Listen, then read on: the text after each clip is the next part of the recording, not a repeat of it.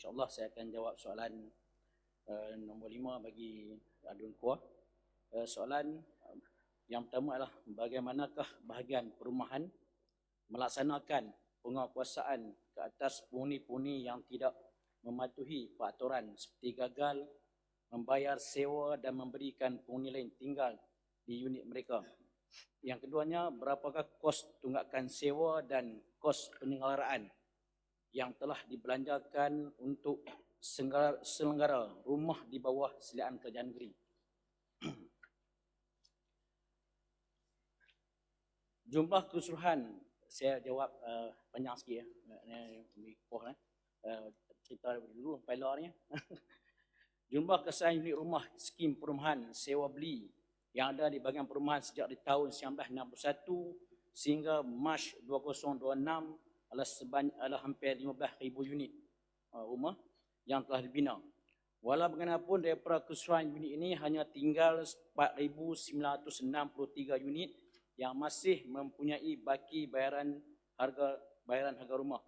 Untuk skim perumahan sewa transit pula terdapat 1,940 unit yang direkodkan di bahagian perumahan. Kadar sewaan skim perumahan di bawah seliaan bahagian perumahan bermula daripada RM50. Skim sewaan murah bermula daripada RM50 sehingga RM150 untuk skim sewa beli. Terdapat perjanjian sewa beli ini biasanya selama 20 tahun.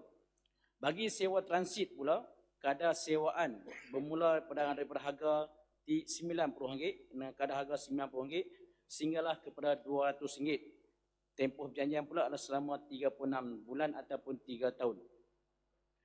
Tindakan pemutihan penghuni. Terus kepada soalan Kuah tadi, pemutihan penghuni yang dilakukan.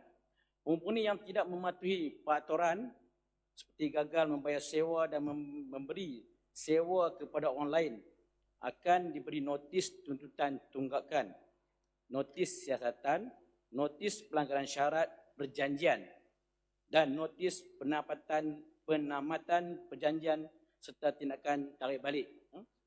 Rumah turut dikenakan kepada penghuni-penghuni ini. Selain pula tindakan ini, jika situasi rumah dihadami oleh penghuni yang tidak sah, bahagian perumahan akan menjalankan siasatan dan sekiranya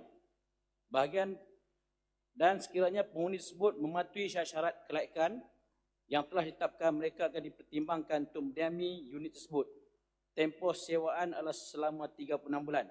Sepanjang tempoh perjanjian ini, bahagian perumahan sentiasa menjalankan pemantauan secara berkala untuk memastikan penghuni-penghuni mematuhi syarat yang ditetapkan. Dan di bahagian pengisian di PPR sewa transit di Kedah di bawah seliaan bagi perumahan adalah seperti berikut.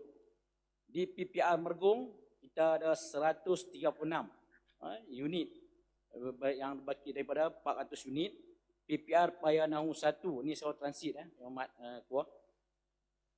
PPR Paya Nahu 1 ada 470 unit yang diambil berbanding 592 unit. PPR Paya Nahu 2 1,100 berbanding 1,472 unit dan PPR Langkawi Taman Halia 234 unit daripada 422 unit.